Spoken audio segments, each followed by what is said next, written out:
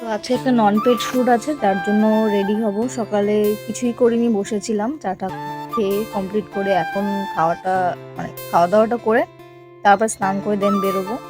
তো চলো, সম্পূর্ণ না পারলেও কিছুটা ভিডিও শেয়ার করার চেষ্টা করবো। তো কাল রাতে রান্না হয়েছিল চিকেন, তো চিকেন দিয়ে রুটি দিয়ে সকালবেলা খেয়ে নিলাম। তারপর আর কি, সকালবেলা যেহেতু চুল টুল কিছুই আশ্রয় নেই, তো চুলটা ভালো করে আশ্রয় নেবো। একবার ভেবেছিলাম শ্যাম্পু করবো, তো শ্যাম্পু করে গেলে শুটে একটু সুবিধা হতো হেয়ার স্টাইল করতে, কিন্তু পরক্ষণে আমার মনে হলো যে না থাক, শ্যাম্পু তো আমি 2 দিন আগেই করেছি, আমি 3 দিন পর পর শ্যাম্পু করি, তো স্ক্যাল্পটা কিছুটা আবার অয়েলিও হয়ে গেছিল। চলো যাওয়া যাক, তার আগে রেডিমেডি হতে হবে। তো এখানে আমি স্নান করে নিয়েছি, আমি এখানে সানস্ক্রিন ইউজ করে নিচ্ছি আর একটা লিপ গ্লসও ইউজ করেছি, আর চোখে আই ড্রপ দিতেই সকালবেলা ভুলে গেছি, তাই আই ড্রপটা দিয়ে দিয়েছি। আর আমার টাওয়ালটা দেখে কেউ কিন্তু কিছু মনে করো না, সবাই এরকম করে। তো আমি গিয়ে মেকআপ আমার অলরেডি কিছুটা হয়েও গেছে, তারপরে শেয়ার করছি। এই যে আমার মেকআপটা, আর স্কিনটা অনেকটা কালো হয়ে গেছে আগে থেকে আমার। তো এই যে ফাইনাল লুক। আমার ক্যামেরাটা খুব একটা ভালো না বলে ভালো লাগছিল না, কিন্তু সামনাসামনি খুব ভালো হয়েছিল মেকআপটা।